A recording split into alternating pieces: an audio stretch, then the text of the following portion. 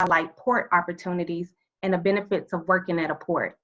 At the end of today's presentation, we're going to open the floor up for questions. If there are any questions you would like to ask during the presentation, feel free to put them in the chat box, and Ms. Eileen will keep an eye on the chat box. So now we're going to go into the benefits of working at a port.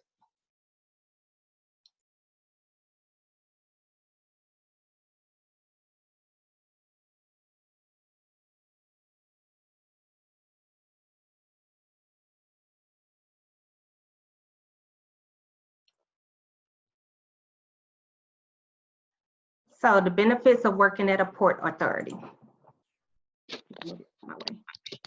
There are more than 300 ports in the United States, and they are all different. Ports may be operated by a state, a county, a private corporation, or a combination of all three. Let me do something else.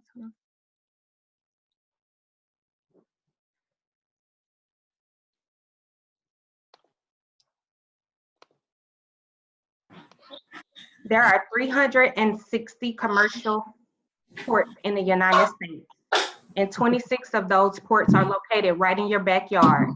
There are 7 in Texas, 3 in Louisiana, 2 in Mississippi, 1 in Alabama, and 13 in Texas. There are many different types of job opportunities ranging from an environmental specialist to a forklift driver. To find out additional information about those job opportunities, you can visit portsamerica.com.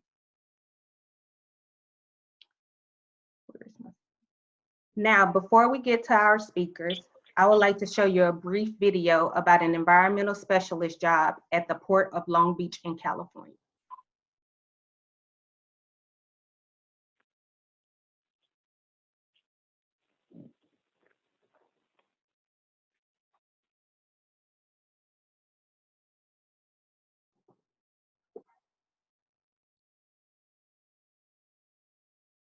Tia, we can't hear the sound. Okay, hold on, let me try again. Tia, before you share your screen, you have to choose audio. So you might have to go back and at the share point, put a check in that box. Kind of at the bottom of your screen. Okay. I forget to do it. On a project with LBCT and getting them 5 automated guided vehicles, or AGVs for short. What's so great about this technology is that you can move containers around the yard without generating any emissions, so they operate on 0 emissions. I've always liked science, but I didn't realize I wanted to go into the environmental field until I was vacationing in Thailand my second year of college. And I remember driving past this factory that had a pond outside the building, and the water was fluorescent green. And I thought to myself, well, that could be right because water shouldn't glow. And then I wondered how this affected people's health. What makes this job meaningful to me is that I get to help people by improving the health of the community as well as clean up the air that we breathe. I'm Rose, and I'm an environmental specialist at the Port of Long Beach.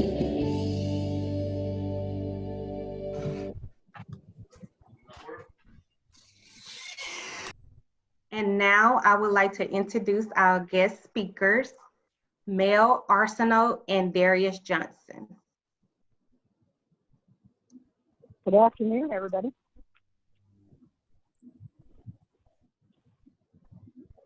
Good afternoon. Everybody's on mute, but they're all waving to you. I didn't hear Darius, so I didn't know if he was still there too. All right, good afternoon, everyone.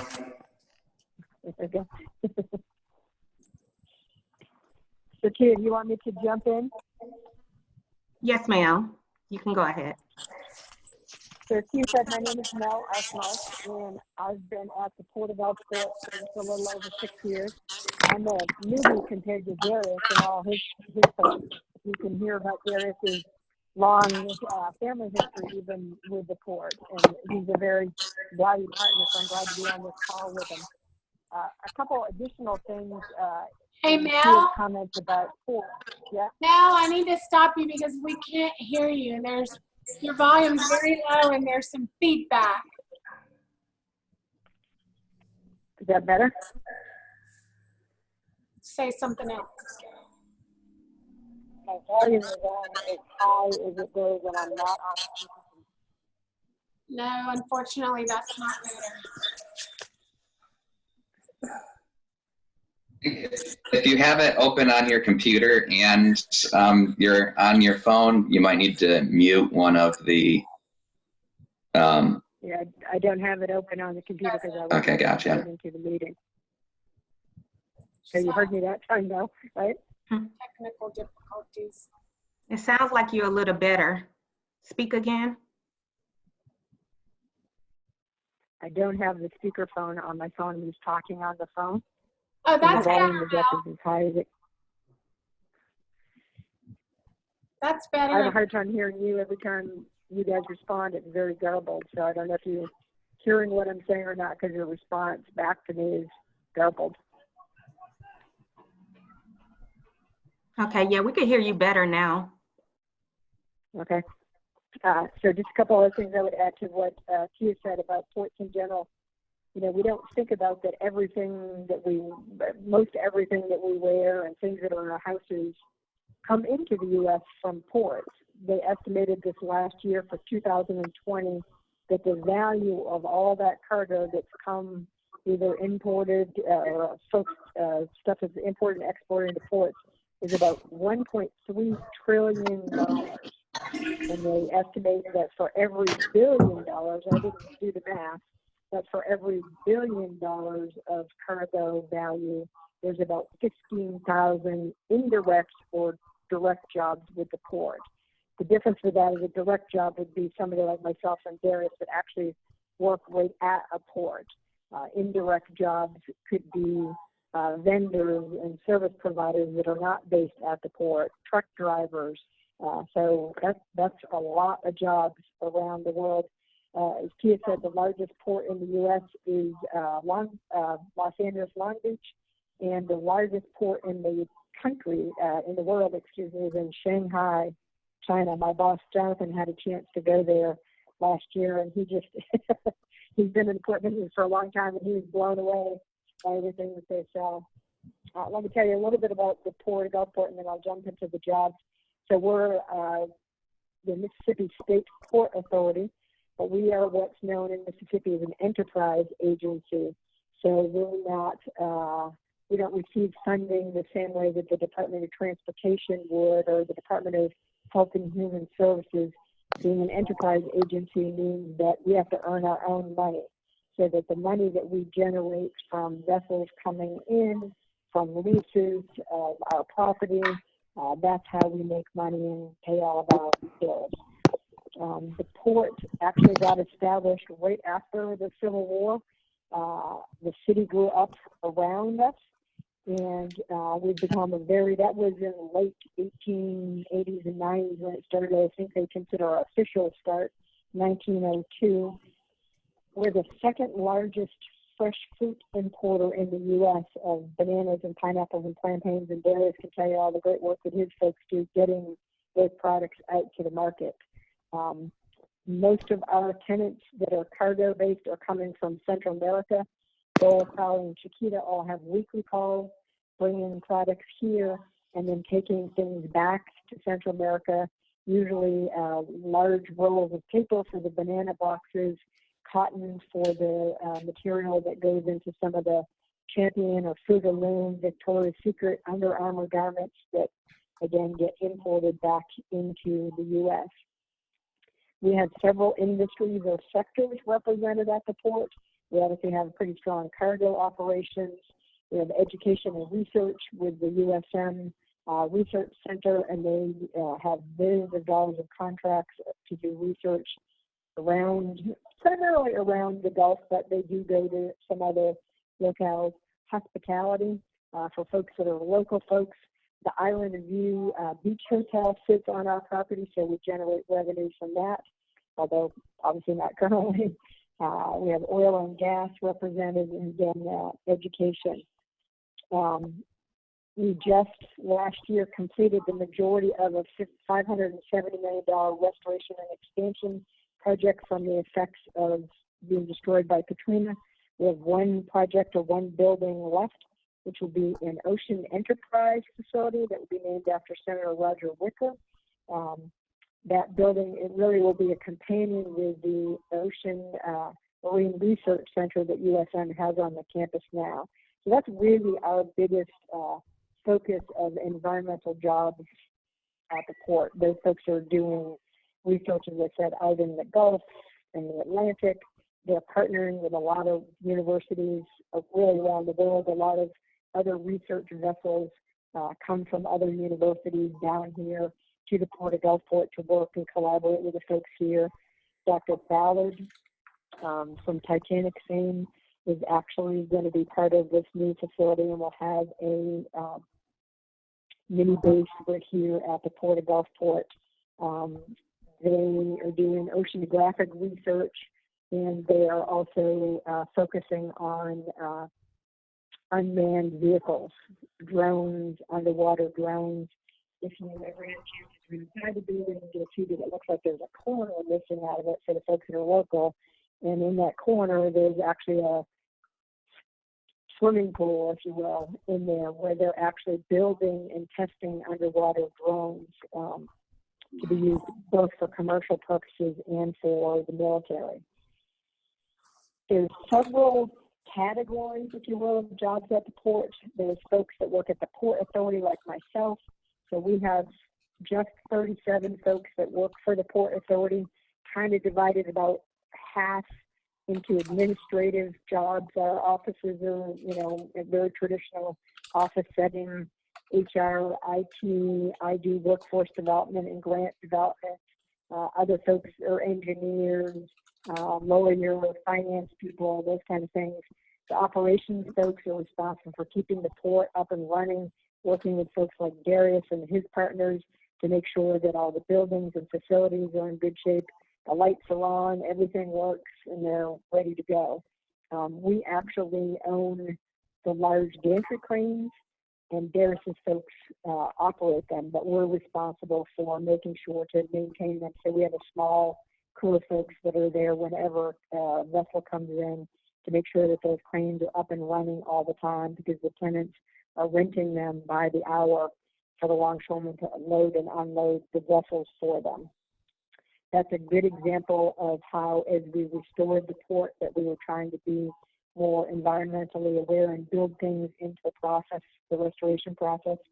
They used to have what was called look cranes that you drove them around on the port. They had wheels on them and a steering wheel, and they were diesel. When we decided to get the new gantry cranes, we made sure that we went with electrified cranes. The lighting that's on the port actually meets the international dark sky standards. We have the ability for our port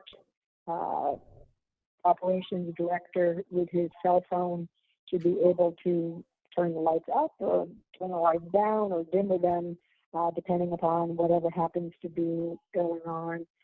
Through the construction processes, there were several things that we were making sure that we were doing. We were working side by side with the Army Corps of engineers and the folks from the EPA, and had to meet any of their standards or guidance of things that they wanted us to do.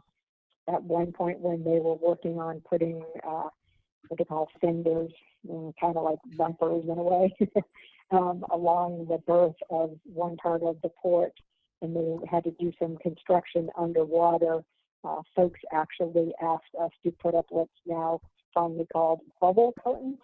And one of the reasons that they were doing that was the EPA is studying effects of underwater noise on the marine life. So we had to follow all those regulations, and thankfully didn't have any findings through that process. The other thing I mentioned to you that we're very involved with is a process called Green Marine, and it's a marine-related environmental organization. It's a nonprofit. We were one of the first ports. I think we were in the top 10 to actually get the certification. They send you this very lengthy questionnaire about everything about oily water. Was there any discharge from a vessel? What about noise pollution, the underwater noise? How do we handle the dry and bulk storage stuff, air pollution. So there are all these standards. There's a long list of them, and you need to complete it with your data from your particular port. And then the folks, the last time the folks for us came from Lloyd's of London actually sent somebody to verify the information that we had provided. It really is considered you're not either in it or not in it, I guess, if you didn't meet minimum standards, but it really is expected to be a continuous process improvement that you would work towards. So every time you get to a new level of certification, then you have to do something else. You can't just stay at whatever you are rated at. And that's been, we've met a lot of valuable partners. And again, when we were going through the restoration, it was good for us to have people to reach out as we looked at some of the environmental concerns. We don't have anybody specifically at the port that does just environmental stuff. In some ways, it's built into several people's jobs, or it comes up on a project per project basis. John Webb, who's our engineer, always is working with the Army Corps and other folks. We're involved in a couple grant processes right now. We recently were awarded $16 million for a grant that I shepherded through, that we will build an overpass over Highway 90, which is one of the major highways in downtown Gulfport, for to reduce traffic congestion. And we're just getting started on that process with the Federal Maritime Administration folks. And one of the first pieces of that process is that you need to go through the NEPA environmental process to make sure there aren't any issues before we get started with the construction. Again, the folks from there have their own environmental folks, and will work side by side with us as we go through. If there were any problems that were to come up along the way, you know, projects can actually be stopped until whatever situation might come up is remediated. When we were doing the restoration, there were several projects that we did remediation on. I can't remember what we were wanting to do at the port, but you're probably pretty familiar with the remediation process. And we actually gave the state 311 acres of property, some that we had owned over in Hancock County, Mississippi, and some other land that we had purchased in Goshen that they wanted to turn into a public access for boating and picnicking. That piece of property was kind of a disaster. I had the opportunity to go over to look at it. We were going to have staff go over there and do a project on Earth Day, and there was a gigantic 132-foot vessel in there that somebody prior to Katrina apparently this guy had tried to dig his own trench to get out into the Pascagoula River, and didn't go very well. When his boat got blown in, and there were all kinds of issues with that we worked with Department of Marine Resources to actually mitigate that property so it could be turned over to the public. Another project we did with DMR was we've been partnering with them on the redevelopment of the oyster beds. This was prior to last year's spillway opening, but we actually built them a tank on the Port of Gulfport, and they were growing them tight. They're really, really, about as big as a piece of rice, oysters that would then be put out into the oyster beds. So a lot of our environmental work actually happens with different partners for the Port Authority. Tenants, as I said, are Dole, Crowley, Chiquita, USM, McDermott, Chemours, which has the plant over in McKill, on the other side of Pass Christiana, Mississippi, for folks that aren't local. The longshoremen are certainly a category that we're going to hear from Dan. Other vendors and service providers that we have is Customs and Border Patrol plays a really big part of security of the port. Their job is to ensure that no bad things happen at the port. No people were smuggled in, no human trafficking, no bombs in any containers, no drugs, none of that kind of stuff. They board every vessel that comes in, and every container that's leaving the port goes through these big gigantic x-ray machines to reevaluate that. They also do a random sample of opening up containers and looking. There's a Coast Guard, there's security, there's the truck drivers that take all of our products to where it's going to end up. Our range goes as far west as Long Beach, California, as north as up into Wisconsin, and as far east as to Charleston. There's stevedores that work with Darius, and I'll let him tell you about that process, as well as terminal operators. Kind of regardless of whatever job at the port, whether it's for the Port Authority or Darius's folks or a service provider, one of the basic things that's a requirement for most everybody is the eligibility for a TWIC card. So if you were going to be a full-time person working on the port facility, you would generally have to have a TWIC card. There are some folks that come on and off the port that are escorted by other folks, but a TWIC card is a transportation worker identification card. It's a federal government background check. So you're not as old as I am. They ask everywhere you live for the last 20 or 30 years, your jobs, all that kind of stuff. Make sure that you've not committed any serious crimes.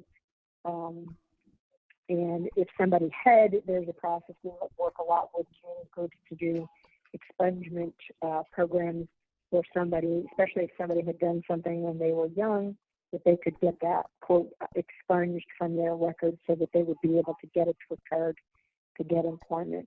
Most ports everywhere generally require that folks be at least 18 to work at the port. I know one of the big things that's happening in the workforce development is everybody's starting to do internship programs.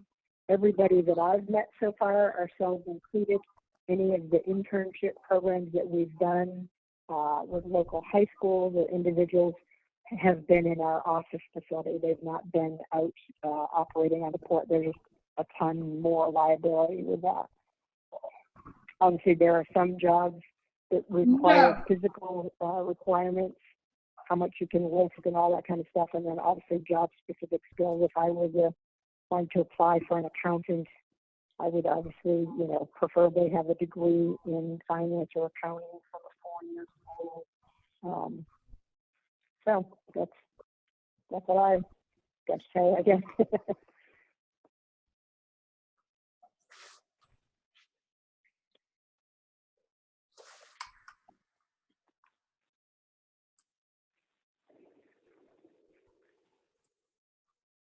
I'm all set, Darius, if you're Yeah, you can go ahead, Dan. Yes.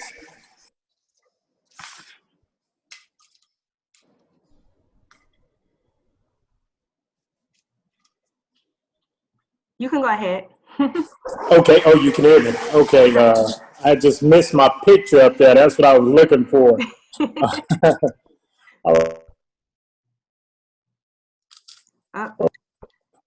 Good afternoon, everyone. My name is Darius Johnson. I'm president of the ILA, Local 1303, which stands for the International Longshoremen's Association. Briefly, I would like to just add that the International Longshoremen's Association is the largest union, maritime union in North America, with upwards of about 65,000 union members. And so with that, here in Gulfport, ILA Local 1303, we first chartered in 1933. And up until present, and what we basically do, we provide the labor for the Port of Gulfport.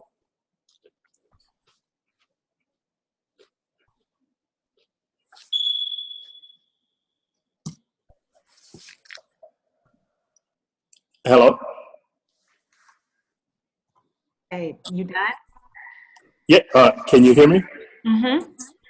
Okay. So I was trying to see, did you hear that I just stated about, that what we provide for the Port of Gulfport? Okay. And so yes, and I guess I'd like to add, pretty much the process of what it takes to become an ILA longshoreman. just like Mel actually spoke about the TWIC card, if you ever wanted to become an ILA member, I think that is the first step. You must have a TWIC card.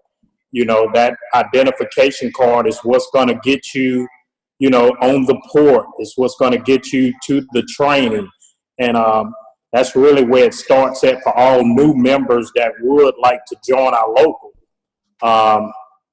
I would say it starts with, when people come in, you have to understand that we are a union and we are seniority based.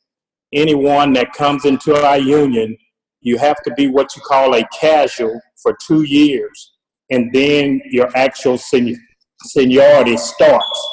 And that's for all ILA unions from Maine to Texas. And it's actually in our laws and our bylaws.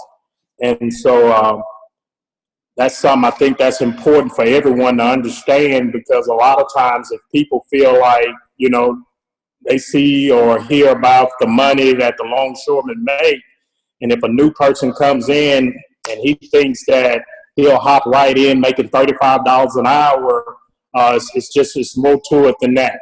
You have to go down that pecking order, and it does take time for the training. I think a lot of times within that time of being a casual, it's about being trained with a safety first mentality, because the actual jobs and everything that we're actually doing down there, the reality is it's very dangerous, and knock on wood, for heaven's sakes, here at the Port of Gulfport, we haven't had any fatalities. I mean, pretty much during my tenure. I've been a longshoreman for 28 years. And like I said, I just know over the past 25, 26 years that I've been down here that we have not had a fatality. But in other ports, it happens. So the jobs, everything that we do, it takes for you to have a safety first mentality. And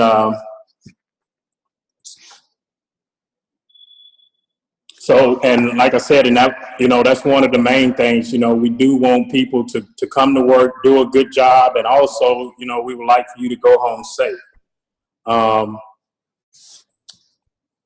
Trying to see if there's anything else that I can cover.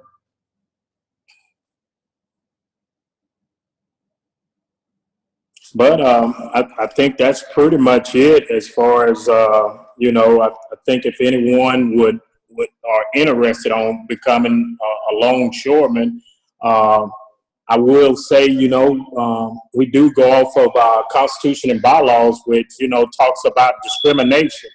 And so anyone can actually join our local. It's not about, what color, black, white, whatever. And also men and women. A lot of times, for years, we didn't have a lot of women in our industry. And I think I'd like to just emphasize that women are encouraged and more than welcome. And, they have the same rights. And I feel like they'll be able to do, the same jobs that the men can do. But the only thing I would say, everybody's held to that same standard, and you really got to have a disciplined, I would say, skill set when you come down, or if you're looking to be a longshoreman. We tell people all the time, you don't have to be the best we ever seen, but to work down here, you can't be out of 10 people, you can't be number 10 and 9 and 8 to survive in this industry. I think that when our books are open for come one, come all to join, it creates a competitive atmosphere. So whatever you're doing, whatever position you may be going for, whatever position you may be trained in, you just want to actually be the best that you can be.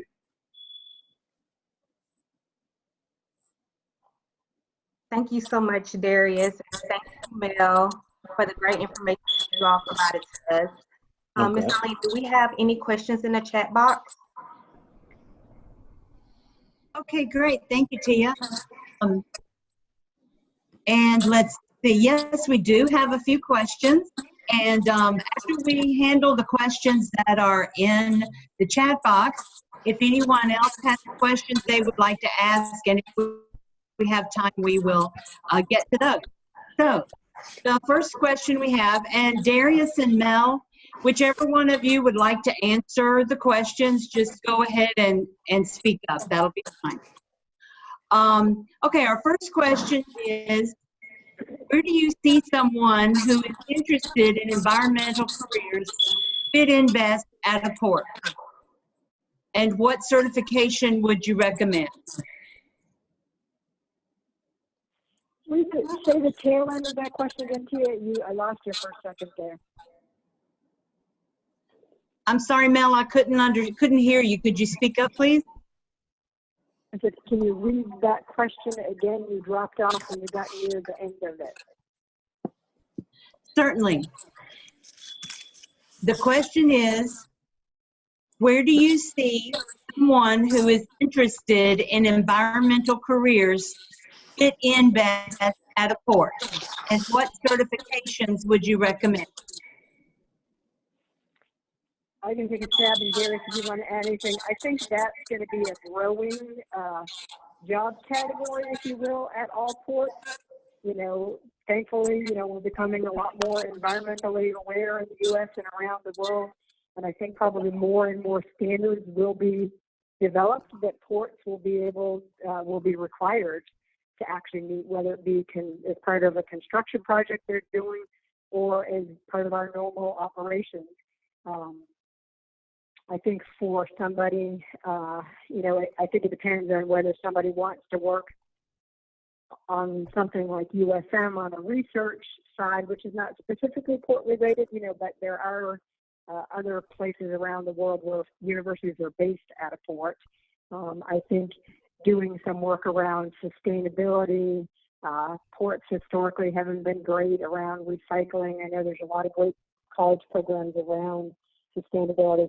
I'm not super familiar with the curriculum of the program that you students are in right now, but I would think that that would be a great foundational program for folks to get involved, I would think. I think if you wanted to work on environmental stuff full-time, you would want to look to a larger port, because I know do actually have a specific environmental department versus, as I said, at the Port of Gulfport, we have people that own different pieces of environmental projects and not a full-time or even half-time position in that.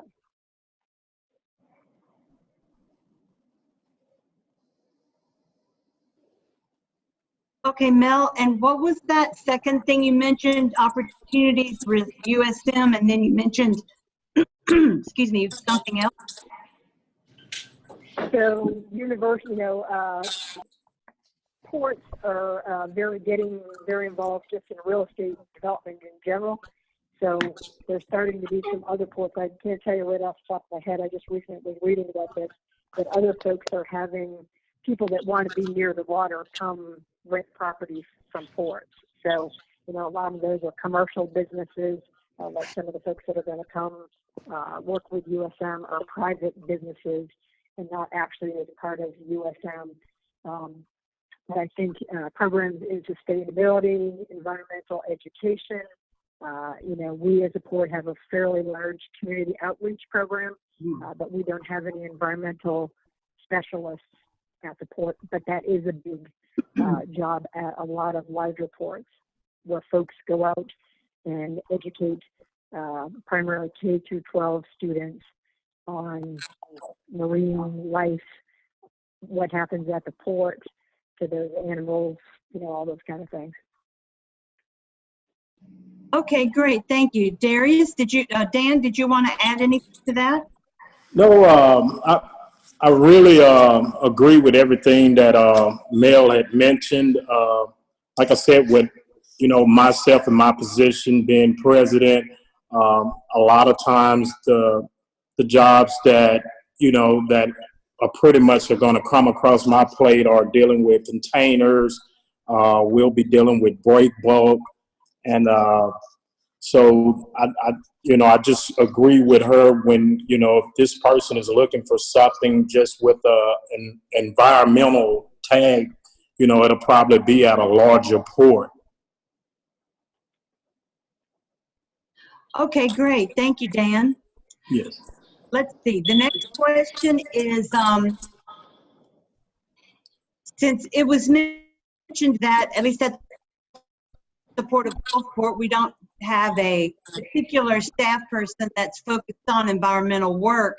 The question is, how much money do ports spend on third parties who conduct environmental services? Oh, a lot. I couldn't tell you specifically. As part of a normal course of operating a port, we probably would have very little. But again, if you think about that $570 million project, each piece of that, every time we built a building, we redid a berth, we're building this Roger Wicker Center, we're building that bridge over 90, you go through an environmental process that starts that.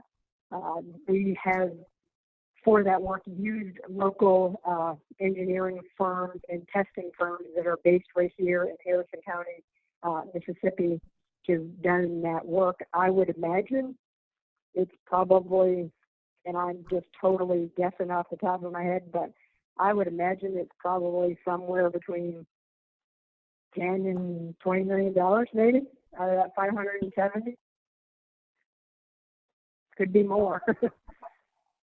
Okay, great. Thank you, Mel. Darius, did you have anything to add to that? Ballpark figure, Okay, Yeah. great. Okay, our next question, we've actually got two similar questions, so I'm going to combine them. What kind of opportunities would there be at a port for someone with a science type background and also specifically a biology background? So if I had that background and I was looking to work in Mississippi, I would certainly be in touch with the folks at USM. They are hiring, they have historically, since they've been at the port the last couple of years, they've hired entry-level researchers. They have a 132-foot research vessel called the Point Sur that they bought from a California university, that they have crew members that actually, some folks do the driving, not the right word, the navigating of the, operation of the vessel itself, making sure all the food's there and equipment, that kind of stuff. And they go out for 6 or 8 weeks at a time doing research. Some of those folks are graduate students, but some of them are folks that are researchers from other universities that have kind of hopped a ride on there, or there's USM staff, faculty members and other staff members that are working on different research programs.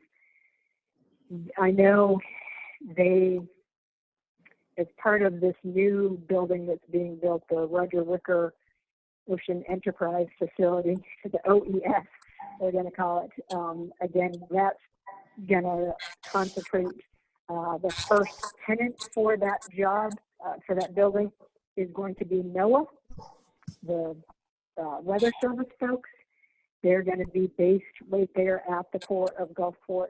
So that will be, another addition of environmental work. I don't know exactly what parts of NOAA that they're going to bring. They just actually signed their lease about 2 weeks ago. But that building is, the bid was accepted Tuesday at a board meeting, and we're expecting to start construction early to mid-June, depending on the rain. And it's expected to take about 2 years for it to be built before NOAA could actually inhabit it. The Navy is also talking about taking some of that building to do research stuff. And then again, there are a lot of private businesses, primarily that tend to be fairly small, that are interested in forming this kind of environmental research cluster in Gulfport. But if I was looking right now, I would be in touch to see what's happening with USM And if somebody wanted to send me your name and contact information, I could direct you towards the appropriate USM person. Okay, great. Thank you, Mel. And where exactly would someone go to get a TWIC card? So depending upon where you live, the best way to start the process is to actually go online. And if you were to Google its division, if you will, of Homeland Security, the TSA. So if you Googled how to enroll on a TWIC card, you'd come up with them. There's a national website. But I personally think that's the easy way to start.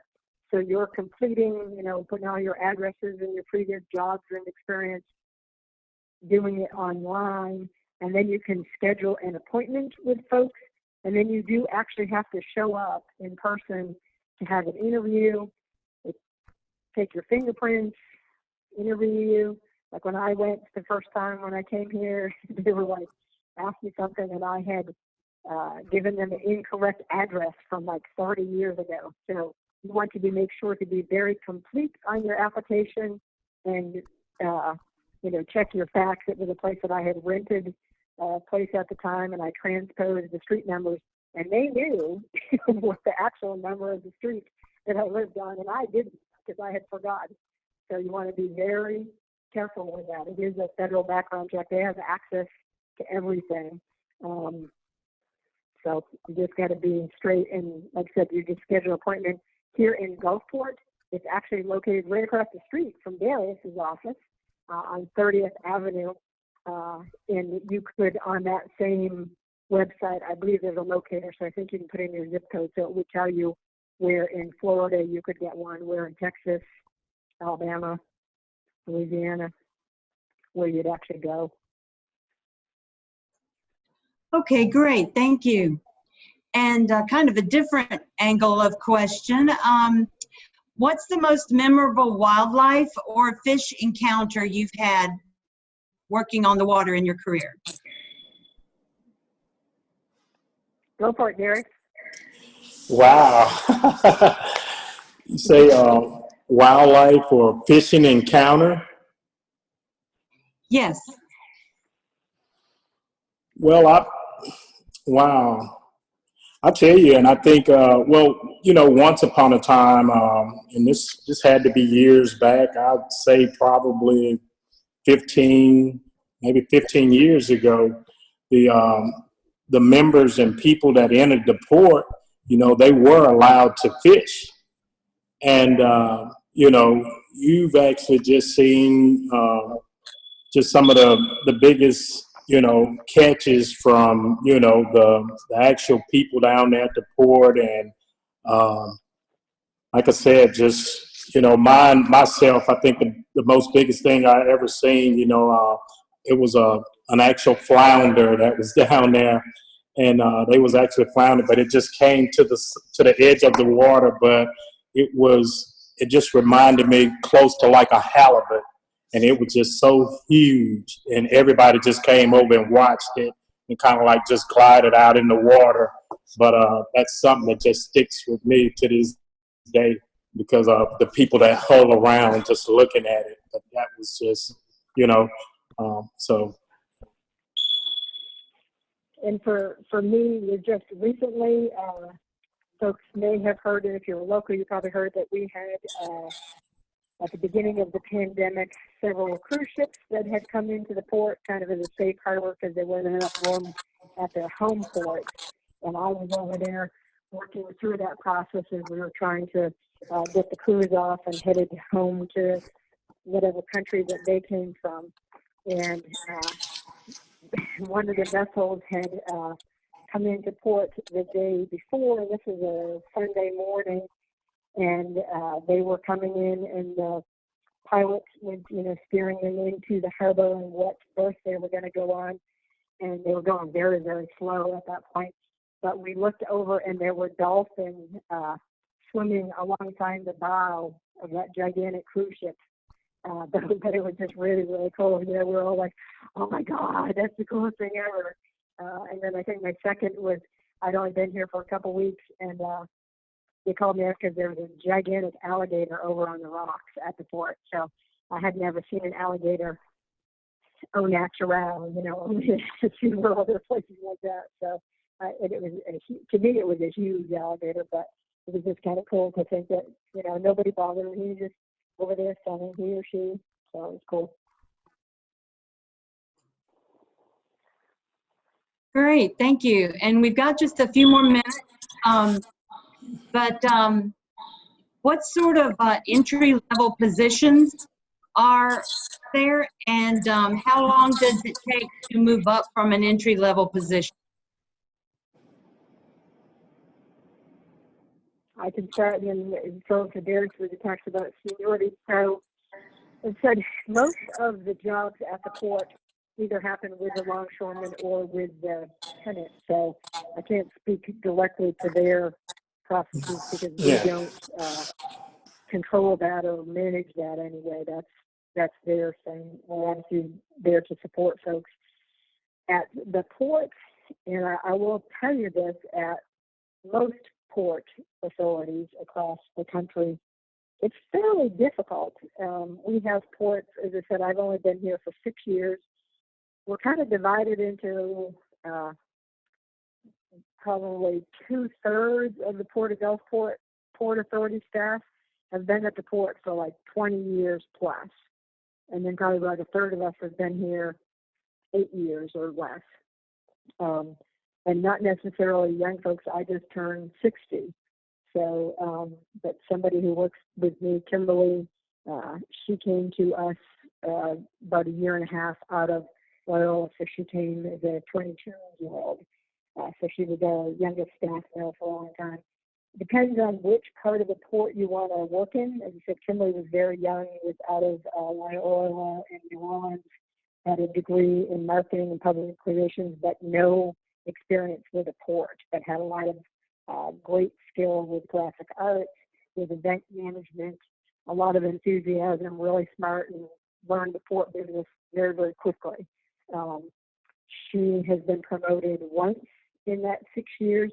Now she came as a marketing specialist, and now she's the manager of marketing and social media. So she does our web page, our Facebook page, Twitter, all that stuff, as well as develops presentations and speeches for our CEO, Jonathan. The hard part of that is because we only have those what's called pins, those 37 pins or slots, even though we're an enterprise agency, the state legislature of Mississippi still decides how many pins that we actually get. So you can't go over, even though we have our own money and we're doing very well and have been for the last couple of years financially. We can't just go out and hire folks. So it's dependent upon right now that somebody has to leave for somebody else to come. This time of year, any year that I've been here, except for this year, I should say, with the pandemic, usually if somebody was going to retire, they would have announced that usually by the end of March, so that they can get all their retirement papers in and give the port enough time to be able to exit them and hire somebody new, because the new fiscal year starts July 1st. But right now, we're still pretty much in that position of that we're not hiring new folks until somebody leaves. So I don't have a good sense of what people's plans are. I would imagine in probably about 3 or 4 years, we're going to have a lot of retirements at the port, probably engineering, several of the facilities folks, several of the finance folks have, as I said, all been there 20 years plus. And Darius can tell you about, and Darius, I know generally what you mean when you say that, but could you clarify for folks when you talk about opening up your books, what that means, what that process is?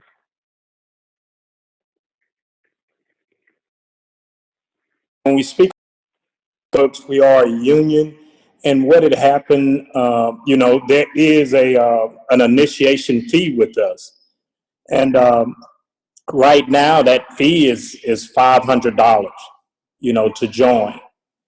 And, certain times of the year, we would actually have our books closed, to where, a person couldn't join. But I just wanted to kind of explain a little bit and touch on that initiation fee. When you actually come in and if you're inquiring about being a longshoreman, we do not, we wouldn't ask you for that fee. What we would like for you to do is to come in and get your skills set, get your certifications. Everything you do, if you're going to work up under us, you got to be certified, to operate the equipment at the Port of Gulfport. And that process is actually mastering any equipment that you may be trying to, get trained on. So you would actually have, the employer would have a supervisor actually, watch you when it comes time for you to actually take your test. But what we provide is we will provide union members that's going to show you and work with you. It could, some people it may take a week to get them up the part in the truck. Some people it may take 2 weeks. Some it may take a month. But whenever they feel like you're ready, that's when they will call the supervisors in to say, okay, this guy's ready. We need to look at him and let him take his test. Once this guy takes this test and gets that certification, at that point, the union is still not looking for an initiation fee. We want you to get certifications in all fields so you will know where you stand. We don't want somebody to come in and pay to join our union and then he realizes or she realizes, I can't do any of this stuff, or I'm not good enough to make the cut. So what we try to do is put all of that beforehand. But you have a lot of situations, a lot of people are different. With some people will say, $500 on my livelihood, because once you're in the union, you're in. And however long it takes, we've had people that could not get up to speed on the equipment. So what we would do, we would have to start taking them to the clerking side to where they can use a handheld or scan a lot of times. But again, we're not trying to separate these jobs to say that you have women jobs and you have men jobs. Women got to come in and get it just like the men, and also vice versa. So that's pretty much how that goes about our initiation fee. And what we do, we try to tell a lot of the younger people that may be looking to come in our industry, if they've had any type of, vocational where, even in school to where you drove a truck or on a forklift.